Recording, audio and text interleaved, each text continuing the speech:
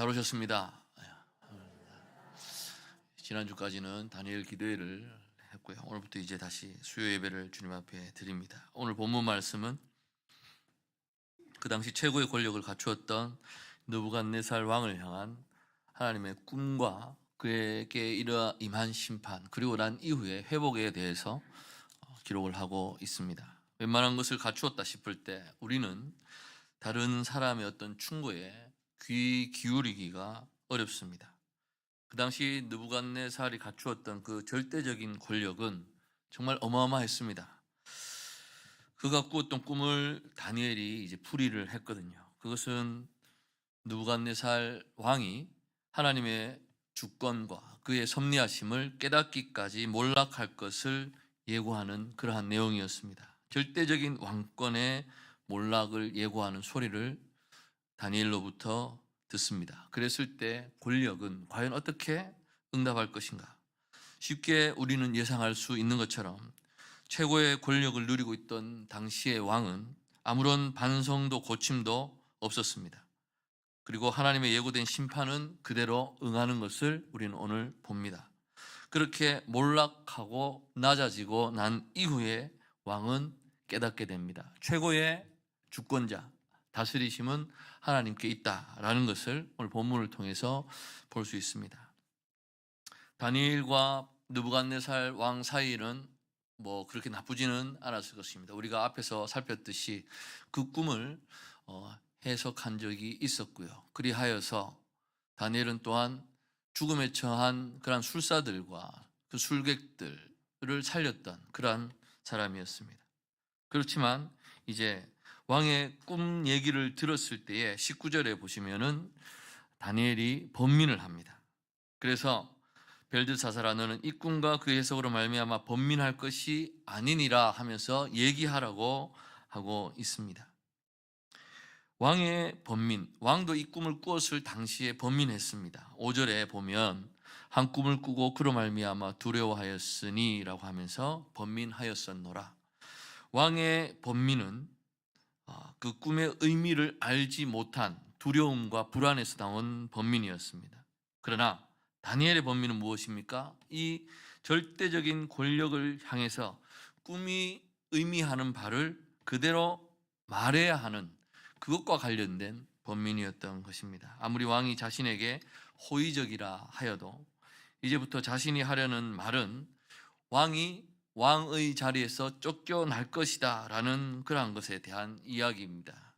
어떤 왕도 이런 말을 들을 때 좋아할 리가 없겠죠. 입장을 바꾸어서 여러분들이 왕의 자리에 있는데 그래도 선지자라고 하는 자가 와서 이야기를 합니다. 권력 앞에 이런 말을 할 때 과연 여러분들은 잘 수용하실 수 있을 것인가 라는 것이죠. 결코 이런 말을 한다는 것은 쉬운 일이 아니었을 것입니다. 그러나 다니엘은 얘기했고 결국 그 말대로 이루어집니다. 이스라엘 왕들 가운데서 예언자들을 통한 책망의 말을 듣고 회개했던 임금, 손에 꼽을 만할 것입니다. 대표적인 임금은 다윗이겠지요. 나단이 와서 그자가 바로 당신이요라고 했을 때 다윗은 바로 회개하며 눈물을 흘렸던 것을 우리는 볼 수가 있습니다. 오늘날에도 마찬가지입니다. 최고의 권력인 사람이 그 권자에서 쫓겨날 것이다 라는 얘기를 들었을 때 그런 말을 누가 그 앞에서 할 수 있겠습니까? 지난날 우리의 정부들을 볼 때 우리 한국 교회 목회자들이 취했던 태도들을 우리가 본다면 사실 대부분의 교회는 우리의 어렵고 어두웠던 그 시기에 교회가 교회의 역할을 하지 못했던 것을 우리는 보기도 합니다. 이제 다니엘은 왕의 꿈 내용을 요약하면서 이야기를 시작을 하고 있습니다. 그러면서 그 직역을 해보면 이렇습니다. 왕이여 자라서 견고해진 것은 바로 당신입니다. 또한 당신의 위대함이 더 자라서 하늘에까지 당신의 통치는 땅 끝까지 닿았습니다 라는 풀이를 하고 있습니다. 23절 말씀에 보시면 왕이 보신즉 한 순찰자 한 거룩한 자가 하늘에서 내려와서 이르기를 그 나무를 베어 없애라. 순찰자가 등장을 합니다. 한 거룩한 자, 하늘에서 내려온 자가 이제 등장을 해서 왕을 상징하는 높이 솟은 나무를 베어 없애버리라 명령을 합니다. 물론 순찰자에 대한 설명은 전혀 나와 있지 않습니다. 순찰자의 등장과 명령, 그것은 지극히 높으신 이의 뜻과 명령을 나타냄을 우리는 알 수 있습니다.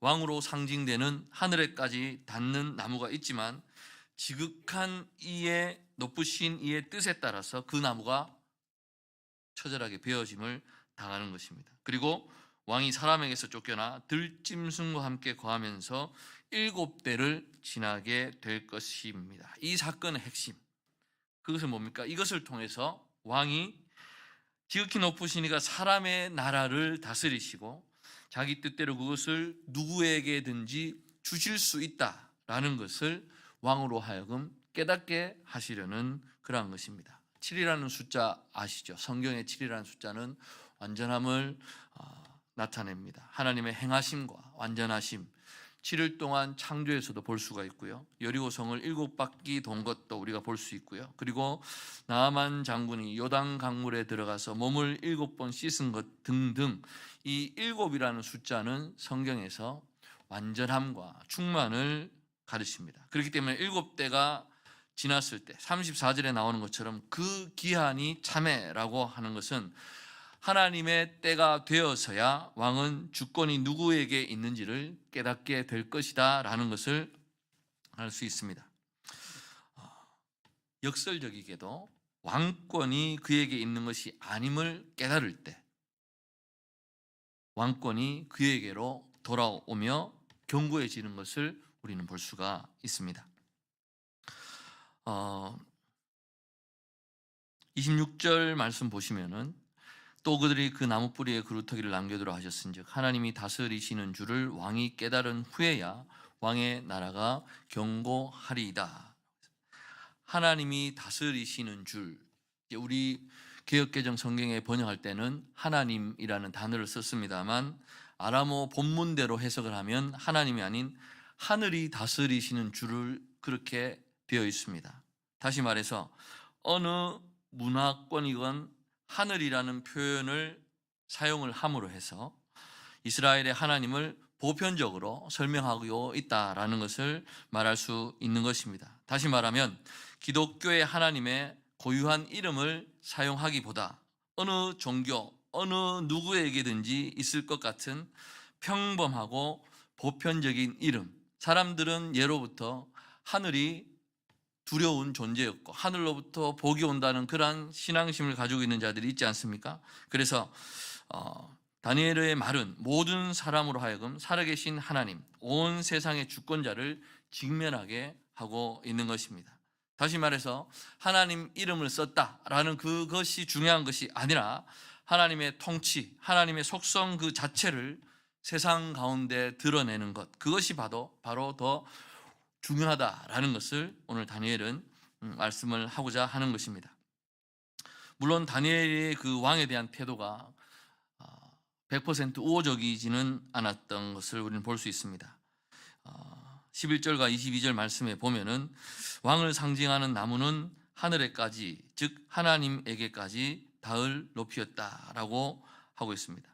하늘에까지 닿으려고 했던 사람들의 시도를 우리는 생각해 보면 바벨탑이 가장 먼저 떠오르죠.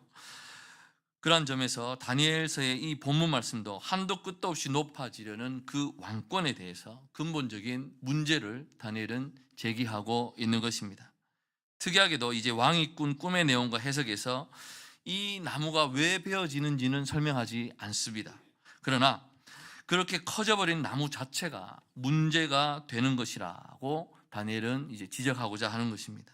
지극히 높으신 분이 세상 나라를 뜻대로 다스리신다라는 것이 오늘 본문 말씀을 통해서 나타납니다. 2장에서도 우리는 어떤 한 신상의 꿈을 꾸었던 왕의 꿈을 우리는 살펴보았습니다.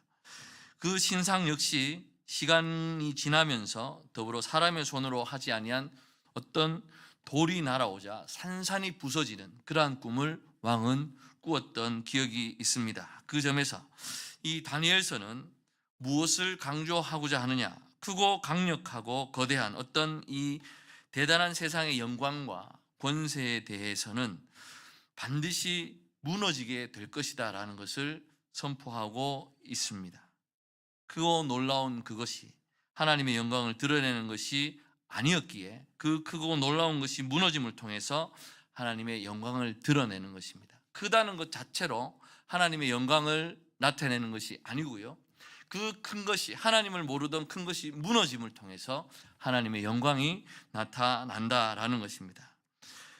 강력한 국가라는 표현 자체가 어떻게 보면은 하나님 앞에서는 어불성설이 될 수 있는 것이고요, 계속 대형화만 추진해 오던 이 한국 교회, 대형 교회라는 문제, 그 존재 자체도 어떻게 보면은 괜찮은 대형 교회라는 이 표현도 모순적이지 않겠습니까? 어쨌든 다니엘은 왕을 상징하는 권세가 깨어지고 이제 낮아져서 하나님의 통치를 알고 난 뒤에야 왕의 나라가 견고할 것이다 라고 이야기합니다. 그 견고함에 대해서 우리가 잠시 생각해 볼 필요가 있는데요, 높이 솟은 나무, 그리고 하늘에 닿을 것 같던 그 나무가 넘어지고 나서 베어진 다음에야 진정한 견고함이 무엇인지 드러나게 되는 것입니다. 11절과 20절에 이제 견고하다라는 동사가 사용이 됩니다. 그 뜻은 강해지다라는 기본적인 의미를 가지고 있는데, 이것이 5장 20절에도 쓰이고 있습니다. 5장 20절에는 어떻게 쓰이냐? 그가 마음이 높아지며 뜻이 완악하여, 그 뜻이 완악하여로 번역이 되었습니다. 다시 말해서 나무가 엄청나게 자라서 대단히 강해졌다는 것을 달리 보면 완고해지고 완악해져서 다른 어떤 누구의 말도 통하지 않는 상태가 되어버린 불소통의 상태가 되어져 버렸다라는 것을 볼 수 있습니다. 그래서 왕권이 전부가 아니라 왕권 위에 하나님께서 세상을 주관하시는 줄을 깨닫게 될 때에야 자신의 왕권이 진정으로 견고해진다라는 것입니다. 참으로 약할 때 강해지는 것이 기독교 신앙입니다. 그저 입술의 고백으로 결정되는 것이 아니라 약함이 강함인 줄 고백하면서 그것을 믿고 살아갈 때에 진정한 견고함이 드러나는 것입니다. 우리는 이것을 누구를 통해서 볼 수 있냐 하면 이삭을 통해서 볼 수 있습니다. 창세기 26장 13절에 그 사람이 이삭입니다. 창대하고 왕성하여 마침내 거부가 되어. 이삭은 성장을 하는 가운데서 많은 우물을 팠었습니다. 그런데 우물을 파고 끊임없이 우물 있는 땅을 떠나게 됩니다. 그 지역 사람들이 와서 괴롭힘을 당하고 그 가운데서 그들과 더불어서 다투고 싸우지 않았습니다. 떠나라 그러면 또 떠났습니다. 그리고 그 지역에 가서 또 우물을 팠고요, 우물을 파면 또 물이 나오게 하나님이 해주셨고요, 그럼 또 다른 사람들이 와서 시비를 걸고 떠나게 합니다.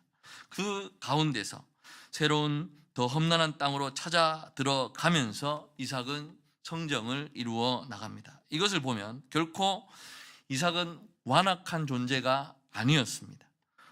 그의 삶은 스스로의 터를 단단히 견고케 하지 않고 언제든 옮겨가는 삶이었습니다. 그렇지만 그를 견고하게 만드신 분은 누구셨습니까? 바로 전능하신 하나님이셨습니다.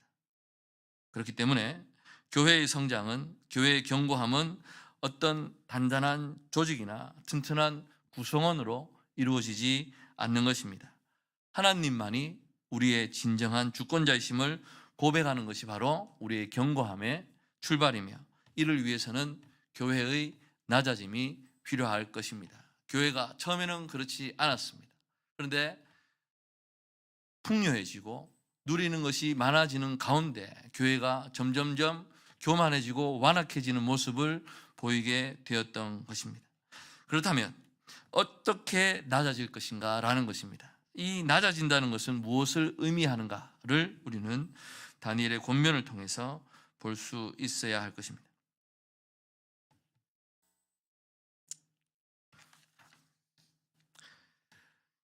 27절 말씀을 보시면, 그런즉 왕이여 내가 아뢰는 것을 받으시고 공의를 행함으로 죄를 사하고 가난한 자를 긍휼히 여김으로 죄악을 사하소서. 그리하시면 왕의 평안함이 혹시 장구하리이다 하니라. 다니엘이 왕께 권면을 합니다. 그러면서 내가 아뢰는 것을 받으시고 꿈의 해석을 했습니다. 그리고 나서 왕에게 하실 것을 이야기하죠. 공의를 행하십시오. 가난한 자를 긍휼히 여기십시오라고 이야기합니다. 그러면 죄를 사하고 죄악을 사하소서. 그리하여 왕의 평안함이 혹시 장구하리이다 하니라. 다니엘은 이러한 공의를 행함의 핵심적인 측면이 가난한 자를 긍휼히 여기는 것이라고 표현을 하고 있습니다. 이 구절을 읽을 때에 우리가 한 가지 생각할 것은 죄 사함의 어떤 방법이라든지 비결을 말한다기보다 왕이 어떤 통치를 해야 하는지를 말하고 있는 것입니다. 하나님이 행하실 두려운 미래 앞에서 이제라도 왕은 계속해서 위를 바라볼 것이 아니라 더 높고 강한 것을 세울 것이 아니라 어떻게 하라고 말씀합니까? 가난한 자를 긍휼히 여기며 땅을 바라보아야 한다는 것이 다니엘의 권면입니다. 그런데 하나님의 심판은 어차피 정해져 있는 것입니다. 이런 상황 속에서 왕이 대답하기를 어차피 내가 심판을 받아서 왕좌에서 쫓겨날 것인데 내가 무엇을 하겠습니까? 라고 얘기할 수도 있겠지 않습니까? 그러나 다니엘은 권면합니다. 그러한 심판 가운데에서도 우리가 해야 할 부분은 해야 된다라는 것을 지금 왕에게 권면을 하고 있는 것입니다. 왕을 상징하는 이 솟은 나무에 세상의 모든 짐승과 모든 만민이 깃들었다고 했습니다. 그러나 나무가 베어지면서 어떻게 됩니까? 거기에 둥지를 틀었던 새들, 짐승들, 이 모든 사물들이 피해를 입게 됐다라는 것입니다. 다시 말해서 왕의 통치는 강력했지만 대단했지만 진정한 권세는 그런 것으로 나타나는 것이 아니라 왕께서 공의를 실천하고 가난한 자 긍휼히 여김을 실천할 때에 왕의 그 어떤 권세가 나타난다라는 것을 설명해 주고 있는 것입니다. 결국 그러한 다니엘의 조언에도 불구하고 왕은 그렇게 하지 않은 것 같습니다. 29절에 이 모든 일이 다 나 느부갓네살에게 임하였고 12달이 지난 후에 내가 바벨론 왕궁 지붕에서 거닐세라고 했습니다. 만약에 다니엘의 권면을 받아들여서 공의를 행하고 백성들을 긍휼히 여겼더라면 이런 일은 일어나지 않았을 것이고요. 내가 바벨론 왕궁 지붕에서 거닐세, 생각되는 장면이 또 하나 있지요. 왕궁 지붕에서 거닐었다라는 것은 왕의 눈에 바벨론 왕국과 그 영광이 들어오는 것을 보기 위해서 그 지붕으로 올라갔던 것입니다. 그로 인해서 교만해졌던 것을 볼 수 있습니다. 다윗이 그랬지 않습니까? 부하들이 전쟁에 나가서 전투를 하고 있을 때 다윗도 왕궁을 거닐었습니다. 거닐면서 밧세바를 범하게 되는 그러한 죄악을 우리는 성경을 통해서 알고 있습니다. 지붕은 기도하러 올라가는 곳이지 전체를 내려다 보러 가는 곳이지 않습니다. 전체를 내려다보는 높은 곳에 올라가게 될 때 헛된 교만이 우리에게는 쌓이게 된 것입니다. 마귀가 예수님을 시험할 때도 마지막으로 예수님을 성전 꼭대기에 데리고 올라가서 온 세상을 보여주면서 이야기하지 않습니까? 나에게 경배하면 이 모든 것을 다 주겠다라고 합니다. 그렇기 때문에 높은 곳에 올라가는 까닭, 그것은 낮은 곳 구석구석을 살피기 위한 목적일 때문입니다. 그런 목적이 아니라면 높은 곳으로 가지도 말고 더 낮은 곳으로 가난한 자를 긍휼히 여기는 자리로 우리는 내려가야 할 것입니다. 진정한 권세는 높은 곳에서 생기는 것이 아니라 주님께서 바라시는 의로움과 긍휼을 행할 때에 나타나게 되는 것입니다. 그래서 결국 자신이 이룬 성취를 자랑하던 느부갓네살 왕은 한순간에 의해서 왕위에서 쫓겨나게 됩니다.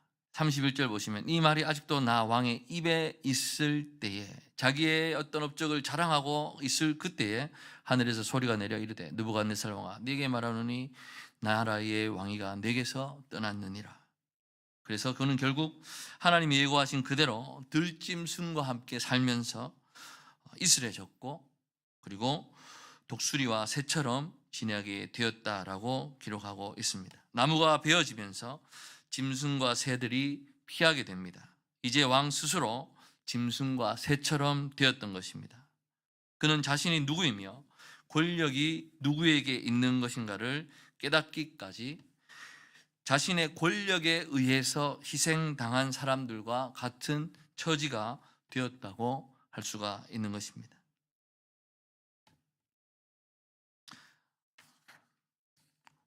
유의할 것 하나를 더 살펴보겠습니다. 27절에 다니엘의 권명과 그리고 28절, 30절 본문이 나란히 놓여 있다는 점, 그것을 우리가 잘 살펴야 할 것입니다. 다니엘이 왕에게 권한 것은 공의를 행하는 그러한 삶이었습니다. 그런데 왕은 그것을 행하지 않았고 그는 교만한 자를 낮추시는 하나님을 경험하게 되었습니다. 그렇기 때문에 그런 점에서 왕의 교만은 공의를 행하는 삶의 정반대를 의미하는 것임을 우리가 알 수 있습니다. 다시 말하면 교만은 공의로움을 행하지 않는 삶, 그것으로 드러납니다. 우리는 교만하다라는 말을 하게 되면 그 사람의 어떤 성품을 먼저 생각하게 됩니다. 그러나 단순히 교만하다는 것은 성품에 관한 것이지 않습니다. 자신의 위세를 자랑하고 떠벌리는 것도 아닙니다. 살면서 자신의 행한 것에 대해서 때로는 자랑하고 싶기도 하고요. 그리고 남들이 알아주고 칭찬해 주었으면 하는 그러한 마음도 들 수 있을 것입니다. 그것이 그를 배만케 하는 것이 아니다라는 것입니다. 그것을 교만이라고 여겨서 지나치게 괴로워할 일도 아닌 것입니다. 우리는 인간이기 때문에 누구나 다 그런 생각을 가질 수 있습니다. 정말 문제가 되는 교만은 무엇이냐? 자신의 마음이 너무 높아져서 다른 이들을 돌아보지 않는 것입니다. 그렇게 가난한 자, 긍휼히 여길 일을 하기에 자신은 너무 높다, 그렇게 생각해 버리는 것입니다. 나하고는 상관없고 차이가 너무 난다 라는 것입니다. 그래서 교만을 자신의 어떤 마음속 수련으로, 이것을 갖다가 훈련하는 것으로 만들지 말고 어떤 그런 성품 수련으로 만들지 마시기 바랍니다. 교만은 공의가 없는 것입니다. 가난한 이웃을 돌아보지 않는 그러한 삶 자체가 바로 우리의 교만인 것입니다. 그래서 남을 돌아보고 나누기에 너무 높은 자신, 또는 가난한 자들을 훈계하며 나처럼 살으라고 그렇게 꼰대짓하는 그러한 것들이 바로 교만인 것입니다. 그래서 교만을 버린다는 것은 무엇입니까? 남을 돌아보는 것을 의미합니다. 그렇지 않으면 교만에 대한 회개가 한없이 자신을 낮춤에만 집중될 수가 있습니다. 자신을 낮춘다고 열심히 기도하고 주님 앞에 고백하고 울부짖지만 그 삶은 어렵고 힘든 이들을 돌아보지 않는다면 오늘 집사님이 기도하셨던 것처럼 우리의 입술의 고백에만 그쳐서는 안 될 것입니다. 우리의 삶으로 하나님께서 원하시는 바를 우리가 나타내 보여야 할 것입니다. 이제 이러한 과정을 거치고 나자 느부갓네살 왕이 하나님을 찬양합니다. 납작 낮추어져서 자신에게 있는 아무것도 없는 것, 그리고 자신의 존재가 아무것도 아니다라는 것을 깨달았을 때 느부갓네살 왕에게 총명이 돌아옵니다.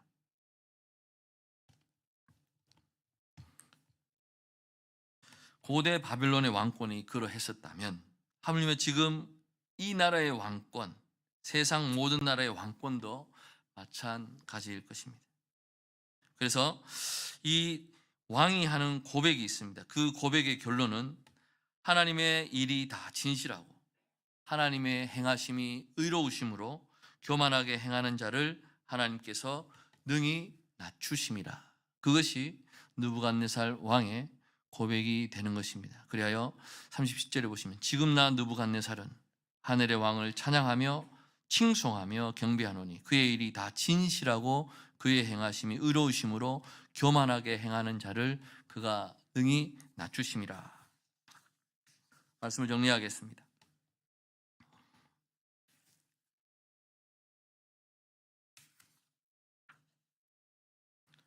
4장 말씀을 통해서 다니엘은 겸손과 교만을 어떤 성품이나 종교 안에 머물러 있게 하지 말고 일상의 어떤 단어, 일상의 말로 바꾸어 갈 것을 우리에게 말씀하고 있습니다. 하늘에까지 닿으려 할 것이 아니라 낮은 곳으로 내려가라고 말씀합니다. 하늘에까지 닿은 나무는 결국 하나님께서 베어내신다라는 것입니다.